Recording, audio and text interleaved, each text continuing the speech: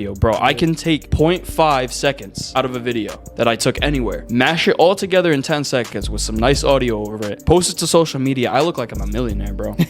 Self-discipline, I've applied it to almost every aspect of my life now, and I can see the difference. The gym, connecting with God, being in my Bible, praying every day, that's a daily thing now. The discipline is there. When I was surrounded by those dudes that all they wanted was better, I actually felt uplifted. Listen, I have this idea. Or Fuego was like, I have this business idea. Ethan said I could do this in this amount of time. Never once did any of us have doubt in our minds that they couldn't do it. We immediately heard what they said and said, absolutely, you can do that. There's no doubt that you can accomplish that. 5 years, you can do that in 4. And that really helped my confidence, bro. My confidence went through the roof, and I feel like I could accomplish anything. Welcome back to the Never Settle podcast. Yes, sir. We are here.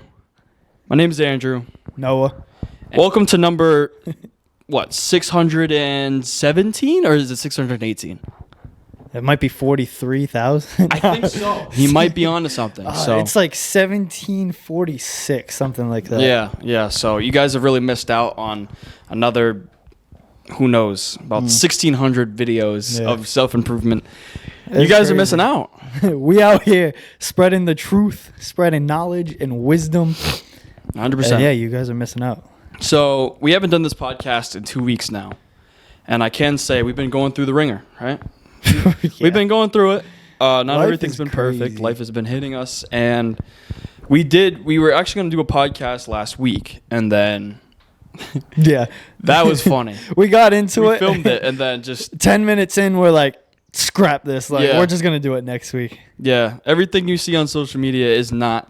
the way that it actually looks. By the time we post it, we've watched it over, we've edited it, and we've uploaded it to our liking. No stuttering, no... Sometimes we're just so unprepared, we jump into this and we're like, what are we talking about?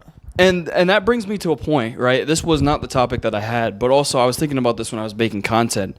And one of my captions was on one of the videos that I made was going to be, not everything you see on social media is what it really looks like. It's very easy for me to take 100%. a half a second clip out of a 3-second clip and make my life look, and mash it all together and make my life look amazing. Yeah.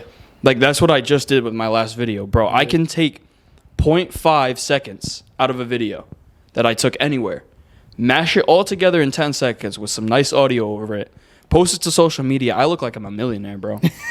Bro, for real. So, just remember, everything you see online is not how it looks. Like, we're going to stutter in this. We're going to mess up. What you guys see is the polished version. We're going to be here open and honest. Doing this podcast, it ain't all easy. Yeah. Like, we're still learning mess as up, we and go we're through. still learning as we go. It's funny you bring that up, too, because it can be the complete opposite as well. So people can take, like you said, a half a second clip on social media and make someone look like they're the most horrendous person out there, right? Like the message could be good, but they'll take one thing out of context. Out of context, and then all of a sudden, there's this big villain. Yeah, so that's why you just got to be careful. Make sure you really understand what you're looking at. Discern what you look at. Yeah, I mean, I've definitely been fooled a couple times, bro. I've seen people post like certain videos and stuff. And I was looking at it, and I was like, oh, yeah, I can do this too. Or like what you can, but it's just like what you're seeing is kind of an unrealistic version. You can, I'll take my trip to Miami, for example. You can certainly go to Miami, take a bunch of clips, and throw it all together. You look rich, right? Yeah. Like, yeah, you still went to Miami. You still had those experiences. You had a good time. But it's not like every single second of the day was like that. Like, I wasn't on a jet ski, and in a split second, I was at the top of a building eating a nice dinner. You know what I mean? It takes time. There's like a rest period. All y'all go back to the Airbnb. You'll rest, take showers, and it's just that realistic life in between, and people don't really notice that. Yeah, social media is just a highlight reel. Like it is. You're not gonna post every second of your day, and you're especially not gonna post like the bad things that happen. It's funny that the things that are boring. The short videos are called Instagram Reels, highlight reel. I think exactly. That's bro, because it's the truth. It's not. This is nothing new though. We know this. A lot of people out there already know this too. So they're always fooled. But that wasn't even like the main point, I guess you could say. But I mean. What do you got for us today? Oh my goodness! Out of the brilliant brain of Andrew Gray. Yeah, man. So I got I got a topic that I've been thinking about. Most of my topics come when I'm at work. I'll be doing my thing, and a thought will pop into my head. Normally, it comes off a song, so that's where I draw a lot of inspiration from. Yeah. Every time I'm listening to music, is when my mind starts to really flow. So that's what's going on. But I wanted to start this topic today off with. So I wrote this down. So in life, you can really tell who wants to be better in life based off of what people do, how they act. You can tell who wants to win based on the situations they get themselves into, who they hang around with, their inner circle, which events they go to, where they travel to, spend their money, etc. So basically, to summarize that, right, I was like, in life, you can really tell who wants to get better. So when you compare it to the opposite, right, you can really tell when people don't want to be better. It's pretty obvious. It's like, but it's in these main areas, right? So a person that wants to win, right, is going to put their money towards things that are going to get them in positions to win, right? So when you take the ladder and you take the person that doesn't want to win, what are they going to spend their money on? They're going to spend their money on alcohol, drugs or vapes, whatever you want to say. They're going to spend their money on copious amounts of fast food. They're going to spend their money on trips that have no value, right? I guess you could say, because everybody goes on vacation, but it's what you go on vacation for. Yeah, they're going to spend it on all these things that bring them short-term pleasure. Right. And no investments whatsoever. And that's the thing. It's all short-term pleasure when it comes to those people, right? So when you take the opposite, right, you take the people that want to win, you can really tell based off of their actions. So I was thinking about this, and I was just like, I went on vacation to Miami. Everybody goes on vacation to Miami, right? But it matters what you do. So I went on vacation to Miami with full intent that, yes, I'd be having a good time, but it wasn't to be all just having a good time. People go there and just club the whole time. Me, I was going there for an intentional purpose, and that was to film content, make sure that I was getting shots for my boys' brands, and to meet these guys and really hear their mindsets, do podcasts, you know what I mean? Hear from them, bounce ideas off each other. Like, that was very intentional, and that shows that you want to win, right? So, and it's not just with that either. So I also put down, so that one can kind of go under the travel category, but who they hang around with. This is pretty obvious, right? The people that want to win, they surround themselves with winners. They surround themselves with people that are going to build them up. That was one of the main things that I noticed when I went to Miami, was that when I was surrounded by those dudes that all they wanted was better, right, I actually felt uplifted. I said this in the Miami podcast, but every time I was hanging with those dudes and I was like, listen, I have this idea, or Fuego was like, I have this business idea, or Ethan said I could do this in this amount of time, right? Never once did any of us have doubt in our minds that they couldn't do it, right? We immediately heard what they said and said, absolutely, you can do that. There's no doubt that you can accomplish that.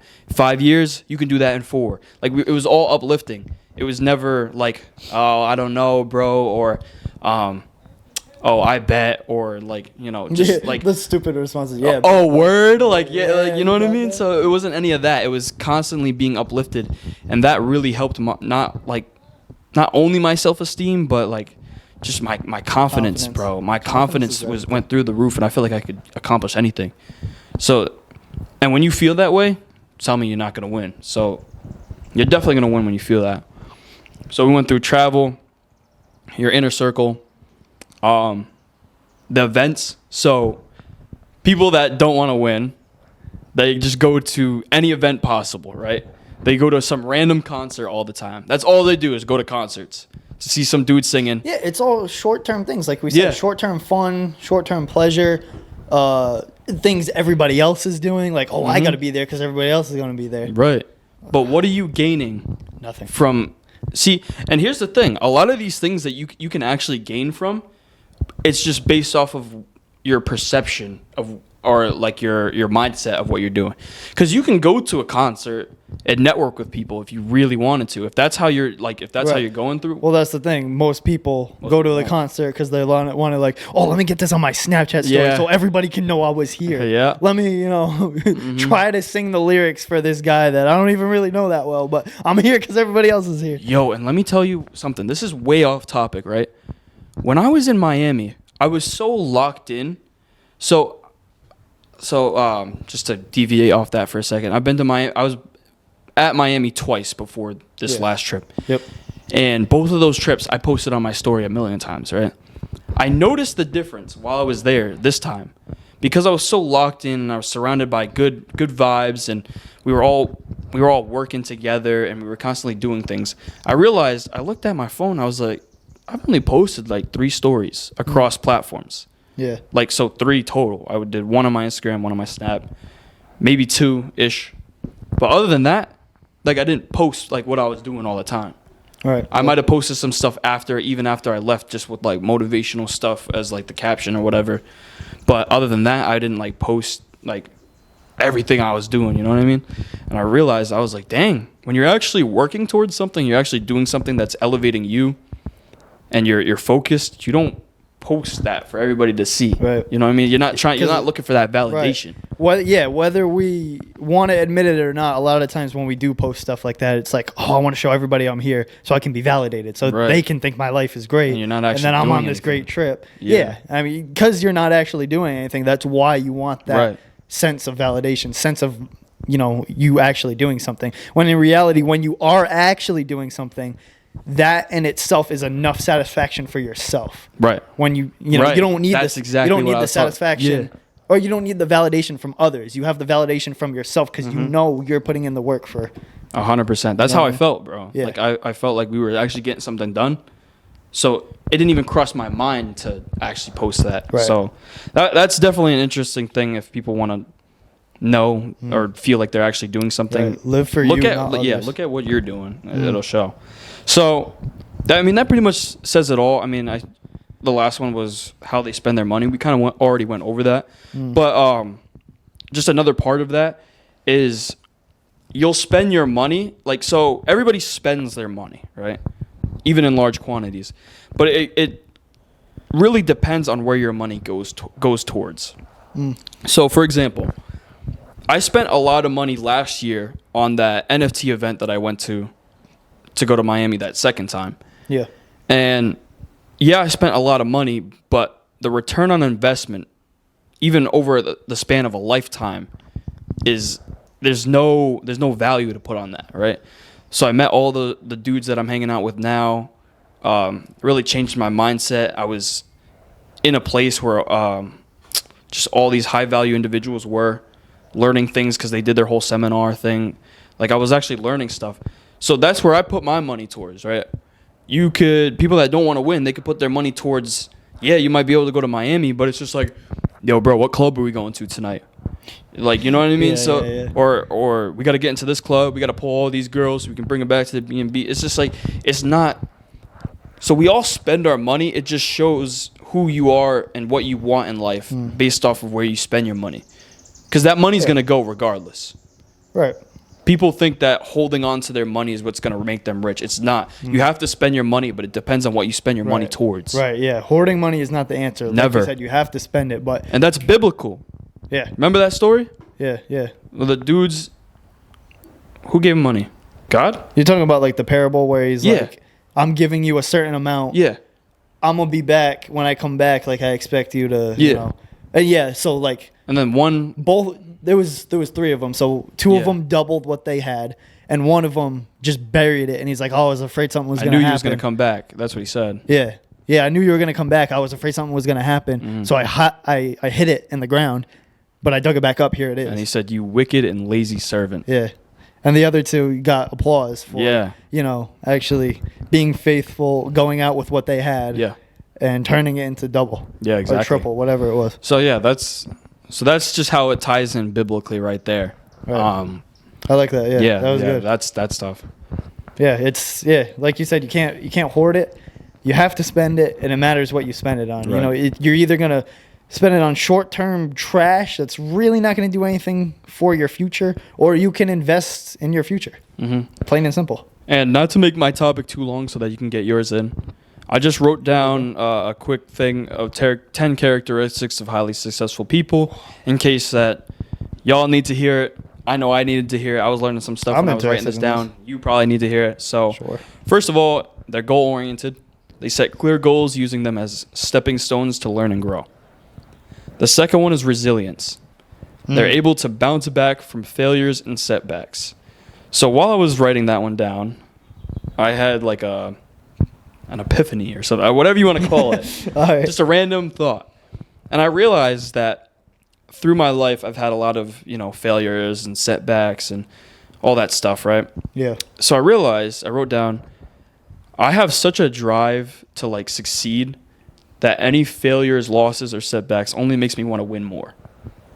And I'm sure you can attest to that in a way. It's just like at this point, we want to succeed so bad. And it's not the only thing that we want to do, but like our drive to succeed now is so high that any issue that like arises can't throw us off our path, you know?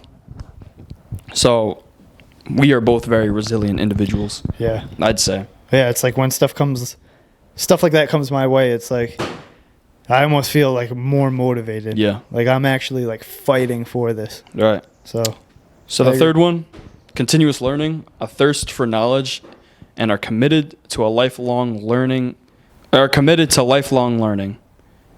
and constantly seeking new information and skills. That's very important. A lot of people, I'd say 99% of people stop learning after school, and that's where they go wrong. Because, it's laziness. Every individual out here, I swear, is the most ignorant individual I have ever seen in my life. Yeah, it's laziness, and a lot of people think like they know it all. I swear they swear by it. I'm not like coming at everybody either. I'm saying that from experience because I was in that position. Yeah. So I was in that situation after high school where I'm like, I don't need this. I'm good. I got me. I'm going to do things my way. It did not work out one bit. And I realized within a couple years that I needed a lot more than what I thought I needed. So the fourth one here, self-discipline. This is huge. This one really jumped out to me when I was writing it down. You're able to maintain focus and take constant action towards their goals. Dude, this is something I improved on so much in such a little amount of time. You did. Discipline? I noticed that. Self-discipline? Yes. Bro, it's self-discipline. I've applied it to almost every aspect of my life now, and I can see the difference. Like going back 100%. just 6 months ago, I was one of the most least disciplined people ever. Like I was, it's crazy. The difference is night and day. I went from so undisciplined to I have discipline in almost every aspect of my life now. Yeah. So many things. The gym, I'm disciplined in connecting with God, being in my Bible, praying every day. That's a daily thing now. The discipline is there. Yeah. I started doing the whole 75 hard thing. There's discipline there with all the weird factors of that challenge. There's discipline in just not sinning. Like there's discipline in holding back from the lustful temptations, temptations when I'm angry. The instant gratification temptations. There's so much. I'd say actually that's the biggest. That and just diving into praying and reading every day. Emphasis on discipline away from sin, because I used to indulge in all of that like it was the greatest thing ever. So the fifth one was a positive mindset. My boy Ethan, shout out Ethan, he really changed my whole mindset on this, just on that trip alone. So everybody that has a positive mindset sees challenges as opportunities and embraces growth. That's another thing I think I've improved on. This one is huge, bro. Another huge one. Simply put, I think everybody sees the world in a negative light. Oh, yeah. And it's just natural. Like, so today, it was just as simple as, like, I went into the bathroom at Chipotle, and I was like, dang, nothing's, like, automatic. You know what I mean? Like, you know how every place has, like, automatic water things, automatic dryers. And I'm like, dang, I actually have to touch this stuff? Then I realized, Bro. yeah. But it's just little things like that in everyday life. And then I realized, wait a minute, if I'm going to bug about this and this is going to affect the way I'm thinking about stuff, I need to stop. Yeah. So I immediately stopped. I'm like, there's much bigger things to worry about. Yeah. So first of all, we really shouldn't be worrying about anything. But that's at the end of the day, just went to. yeah, at the end of the day, I was just like, this is minuscule, right? I'm just gonna wash my hands. I'm gonna get out. I'm gonna enjoy the bowl. So it was just little things like that, and then it goes on a bigger level. It's just like when you see people that aren't really doing all that great, or you perceive that you might be better than them in some sort of way, which you shouldn't, or anything like that. Instead of like looking at them and being like, oh yeah, I'm so much better than them, just look at them and be like, oh, I like his shoes, or I like his haircut or something. That's what I've been doing recently, right? Things. Yeah. And I've been trying to change my whole perspective on the world, simply one person at a time. Like I still deal with it, but right now I'm looking, like, especially at work, I've been complimenting a lot more random people, simply put, because I'm just like, maybe I thought one way of them, and then the minute I start talking to them, now I think differently. So let me talk to them in a positive way first. Let me see what happens, and that's dude, yeah. That's a really good thing to do. It also makes you a little bit more social because you get used to just like being like, "Yo, what's up?" to randoms. It does. Oh, I like your shoes. I like your shirt. Yeah, my boy told me about that when I was in Miami, and I was like, that for me, that was mind blowing, bro. Yeah. Because, and here's one thing that you're gonna deal with when you do that, right? When you're constantly complimenting people and constantly like pointing out the good in people, or even just saying hi, right? People are going to reject you. It's just natural. There's some people that just don't like to, they don't see the world that way. They see it very negatively, or maybe they don't even see it negatively. They just don't respect the fact that people are going out of their way complimenting them. So like, there's been plenty of times I've complimented people on their shoes or their outfits or maybe a haircut or just a chain, anything like that. And they'll just be like, thanks. Or just like nothing after that. Or just such a bot response. They won't even acknowledge the fact that I just complimented them. They'll just kind of like answer, like a NPC answer. Yeah. You know what I mean?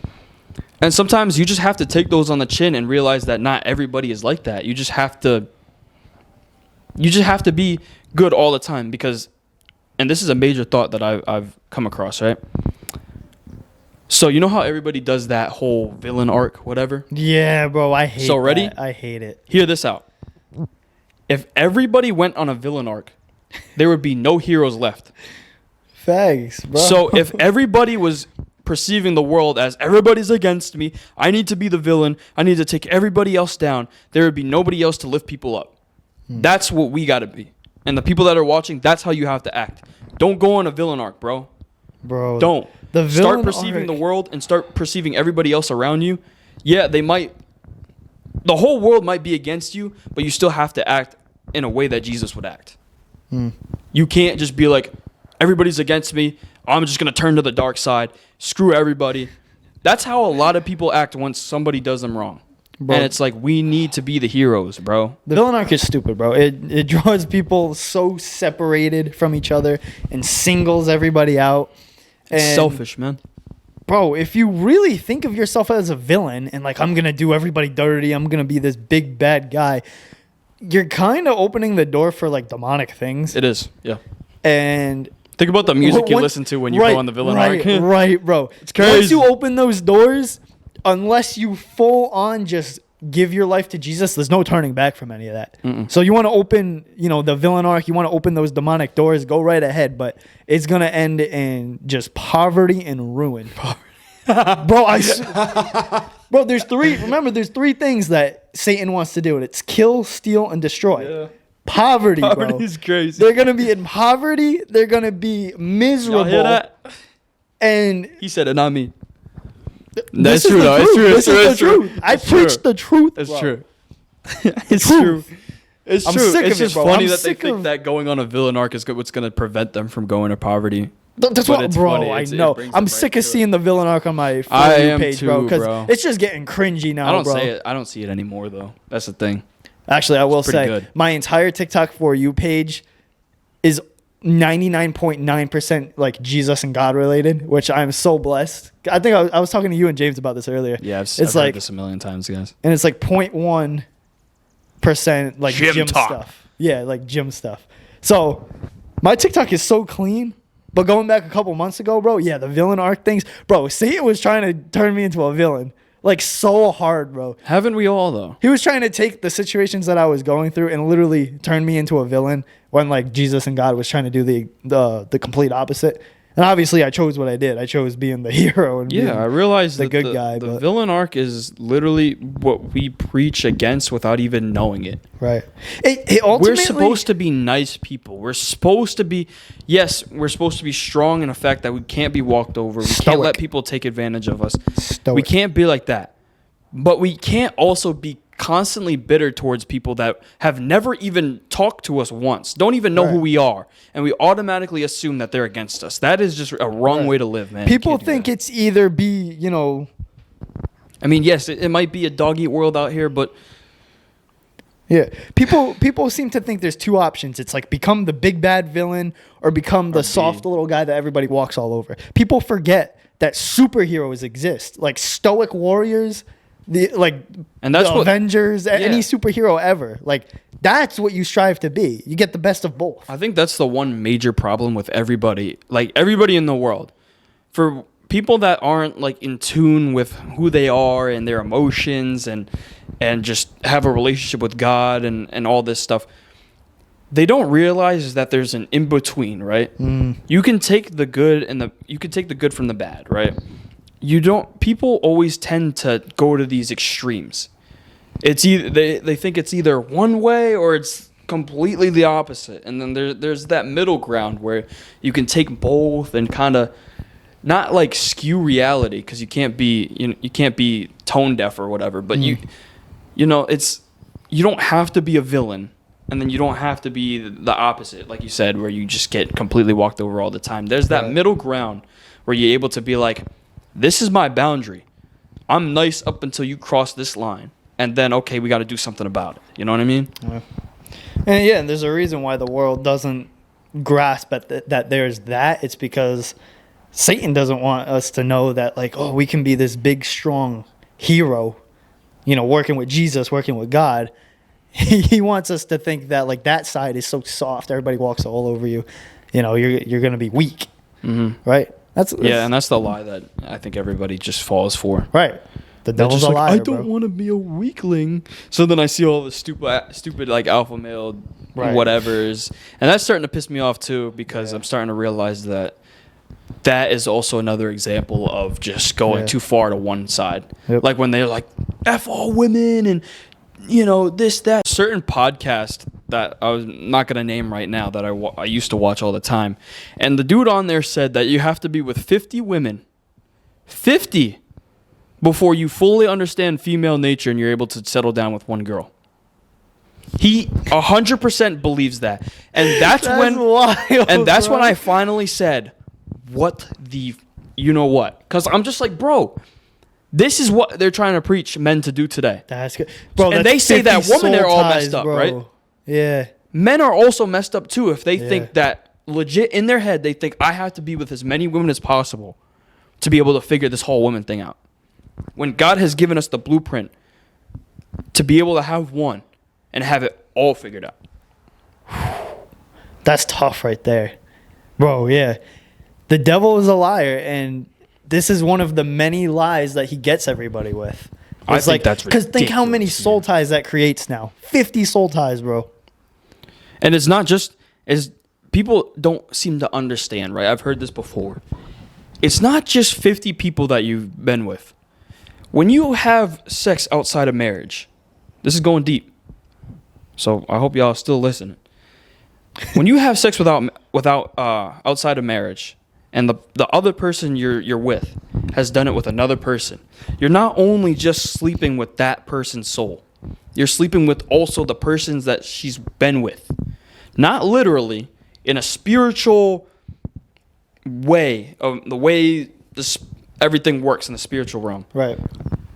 You're almost attaching themselves to you. So whatever that the first person she was with was dealing with, it latched onto her. And then now you get with her. Now you're latched onto not just her stuff, but that guy's stuff as well, or whatever guy that she's been with. Why do you think people are so miserable and can't break certain chains and can't break certain addictions, bro? It's all tied. It's soul ties, bro. Right. I know what you mean by stuff, but I'm going to clarify for anybody watching. You mean like, whatever sin and whatever struggles, as in like addictions and stuff like that they're going through. You're right. It carries. Yeah. Say you have sex with someone who's going and dealing with depression, and they got a lot of lustful thoughts and lustful addictions. Having sex with them, because your two bodies like you join become as one. In the Bible, it says you become one. That's what I'm trying to get at. So you become one when you have sex, and because of that, because you're one, you're taking on whatever they had, right? And then you go and get with someone else.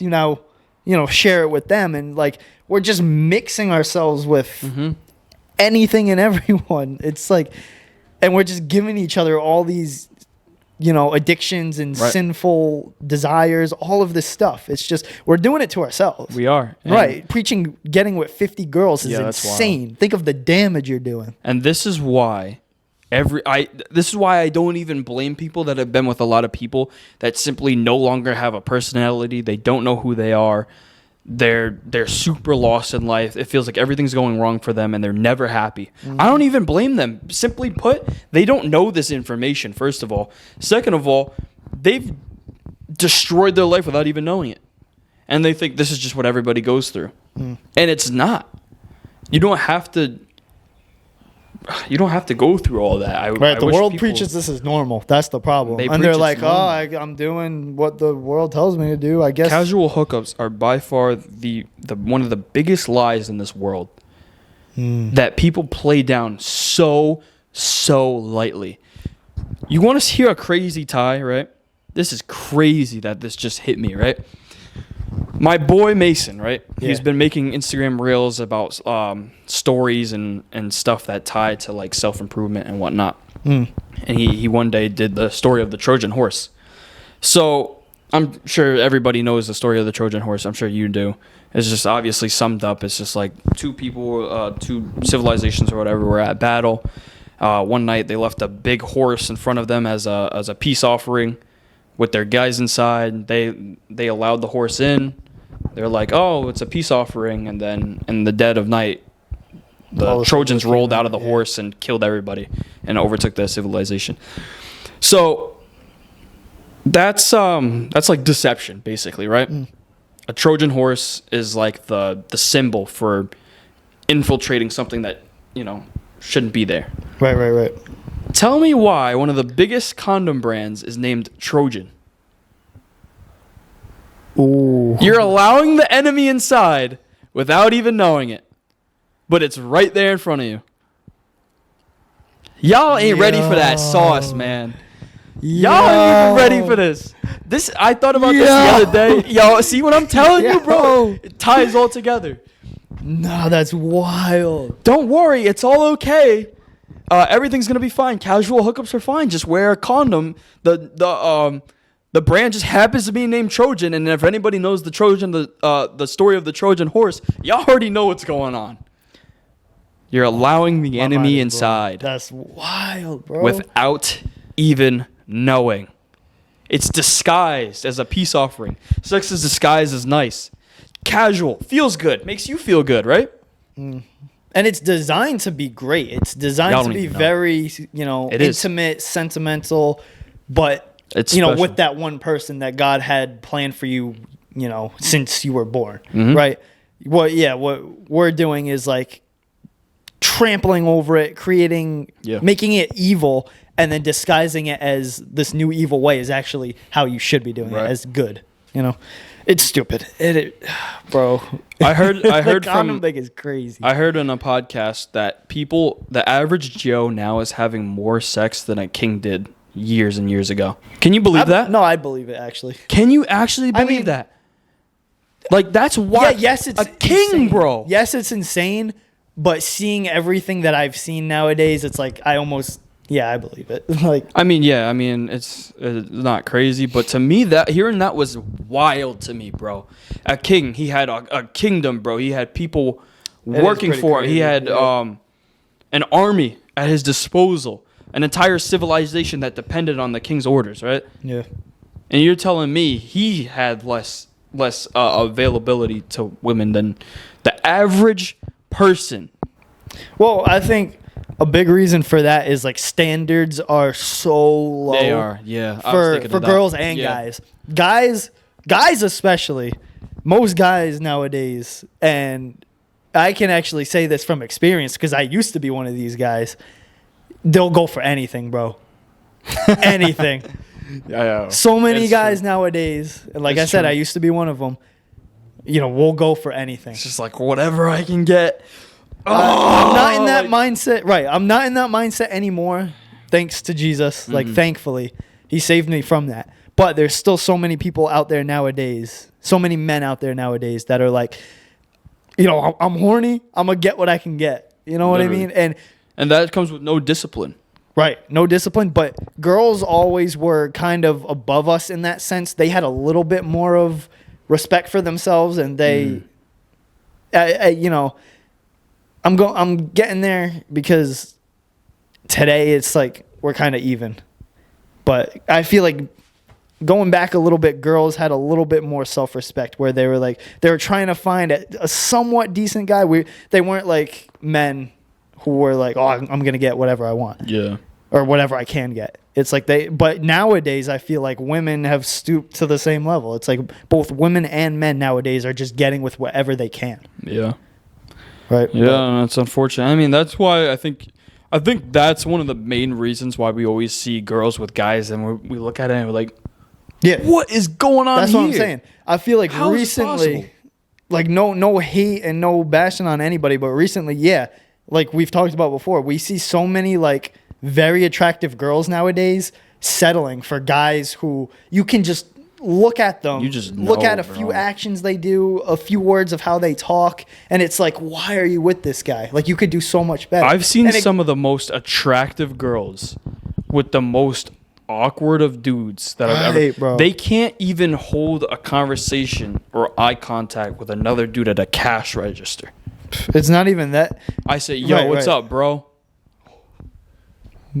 bro. I get it. Some people are socially awkward, but I'm seeing these girls with guys that I feel like they can just control. I feel like that's what it is. Ooh. I think that's what it is. That could be it. That could be one of the reasons. I can get whatever I want from this guy. I don't have to put up with anything. But at the same time, because guys get so lonely nowadays too, I see guys settling for girls that, you know, you can do. They can do way better. I already know what's going on. Yeah, I mean, bro. Yeah, Loneliness. that too. Loneliness is one of the biggest weapons that the devil will use on us, especially men, because he drills in our head like you're lonely. You know, that girl, she's not all that. You know, she's not nearly what God had in mind for you, but she's available. You're lonely. Yeah, that's instant true. sex right there. That's Just true. go for it. Right? That's what he gets in our brain. Or that's what he gets in our mind, whispers in our ear. And it's like God sitting up there like, I literally have someone for you who I planned years and years and years ago, who's a million times better than what he's trying to point you towards. And you're going to take that just because it's easy, just because you're lonely. Yeah. Like, wait a little bit. Live your life. Wait a little bit. Yeah. Be patient. And I got your wife, not this random girl that he's trying to get you with. Yeah, you got to live your life as if there's a queen. God has a queen for you, right? Like an actual queen in a kingdom. And you're settling for a girl that's... If we're doing it in kingdom terms, you have a queen waiting for you, and you're going for some girl in the village that's like been with people, and you know what I mean? And I'm not saying in a sense that you have to always go for like the top girl in society, you know what I mean? Right. But it's just like Nowhere near. Not a queen as in looks and what she has, material items. A queen as in what she has on the inside. That's what it's all about. The inside beauty. Yeah. There it is right there. So, I mean, that's what's more important. I'm not saying, when I say queen, I don't mean like it's just like a rich... Right. And if you're a follower of Jesus like we are, obviously you want that God-fearing woman. 100%, bro. Bro, this is the craziest part. I can't look at a girl these days, and if she does like anything that's not Christ-like... Yeah, it's such a turn off, right? Bro, I can't even look at them. Yeah. Because I just know it's not going to work out. Boom. Right. It's not even worth Boom. our time. Keep it moving. It's not even worth our eye glance. It's not. Bro. It's not. It's not. When a girl tells me, like, look, I'm God-fearing. All right, we can vibe on the same level. Let's talk. I can't do it with these girls that are just, man, it's tough. It's tough because Yeah.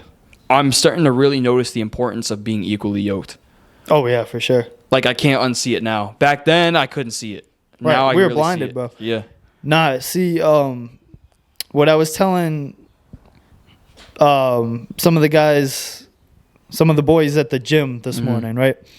I want, when I'm looking for a woman, right? I'm not looking anytime soon. You know, it's in God's hands. It's God's plan. I'm still focusing on me God's right now plan. and my future. God's plan. But yeah, exactly, God's plan. But when the time comes, I almost want a woman who's even more invested and more along in her faith than I am, so that she can almost kind of hold me a little bit more accountable, like with myself. Like, obviously I can hold myself accountable, right? But I want, in a relationship, I think it would be amazing if my wife is, you know, more along in her faith than me and more invested in it, where she knows a little bit more than me, where she can also teach me, kind of rub off on me a little bit, help keep me accountable even more than I am myself. Just learning, being able to learn from my wife, like, that sounds great to me. It does. I does. want someone who's just out there and is like, you know, I love Jesus. This is how I live. You know, knows a few Bible verses and whatnot. Like, that sounds great to me. It does sound good, but don't fall into that whole thing of like trying to find that expectation. No. It's not an expectation. I'm just saying, like, if it were to come my way, I would enjoy it. No, yeah, for like, sure. I would love this. Like, just remember what we were. Well, I mean, this was what me and James were originally talking about before, but it was like, God can give you the wisdom in 5 minutes that it took someone 5 years for. Like, there's no, like we were talking about today, there's no real like timeline. You know what I mean? There's no like, all right, I've been following God for a year. This is what I'm gonna know. Like, so you could be following God for 5 years, and the girl that you meet could have been following God for 2 years, and y'all are on the same level as far as wisdom goes. Or maybe it's never the same for all of us. Maybe we all have different things that we perceive differently, or that we know before someone else knows. It's never the same walk, because what we have are relationships. God isn't the Bible, where we read the Bible one chapter and we understand, okay, this is what happened, right? We have an actual relationship with God. So relationships don't look the same for everybody. And nobody's walk with God looks the same. So I think when you're looking for a woman, or you're looking for way to put it. a man, when it comes to your faith, like, don't be like, oh, how long have you been a Christian? Oh, I've been a Christian for 2 years. Oh, that's not long enough. You know what I mean? Yeah, no, I'd never be in that mindset. Yeah. I think I'm just saying it for the people that are watching, you know. That's a good thing to point out. I definitely agree with that. But I think what I was trying to get at is, like, I know what you mean, though. You want to be able to bounce ideas, kind of like what we do. We like to be able to, because we're not on the same level, I guess you could say, when it comes to our lives are different. You know, I mean, as much time as we spend together, our lives are still different. We're still two different beings. So, but we're still able to bounce ideas off each other because we believe in the same things. We enjoy the same things. We're able to learn off of each other, because you might learn something tomorrow that I don't know, and then I might learn something the next day that you don't know. It's like that. But at the end of the day, it's still towards a bigger goal. That's how it should be, right?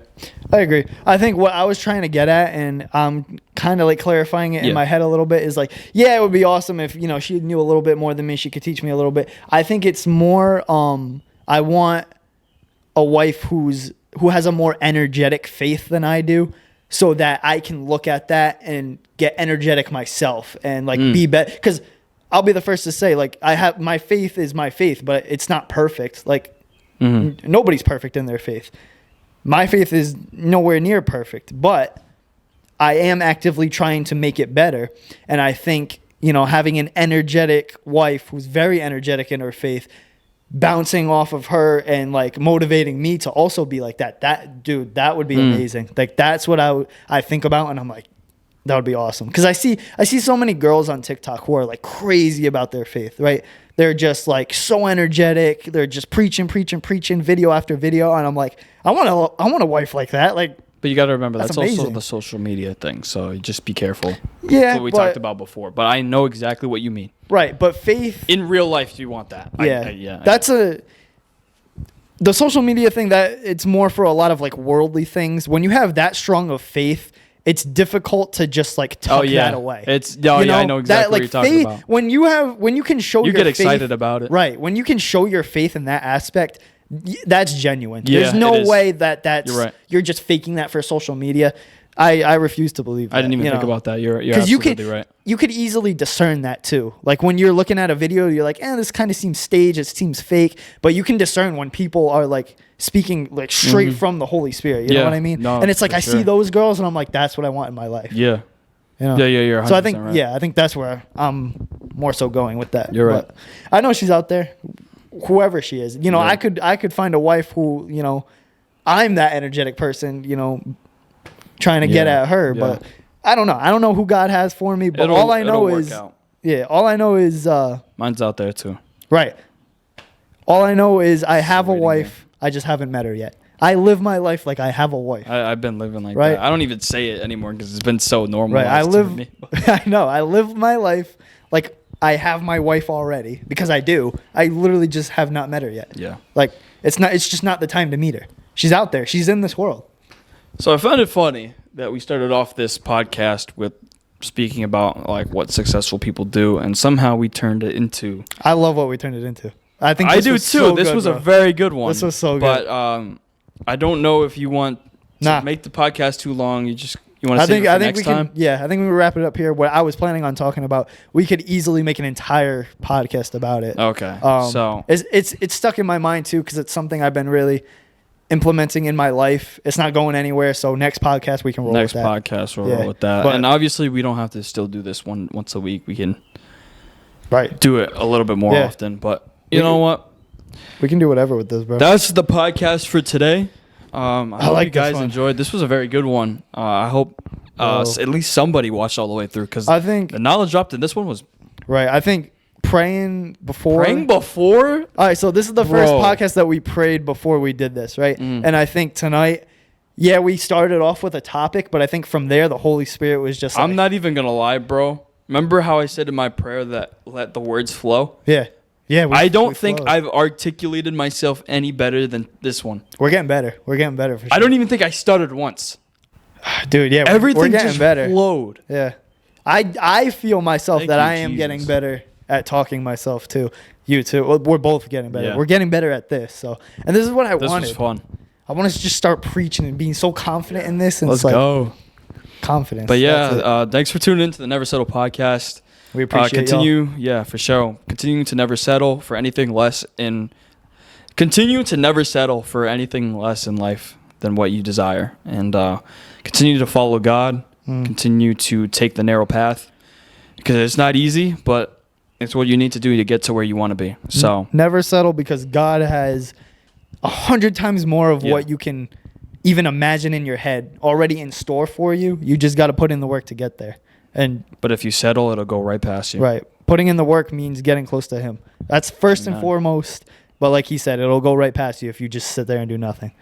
All right, man. So let's go. Continue to never settle. Tune into the next one. Yes, sir.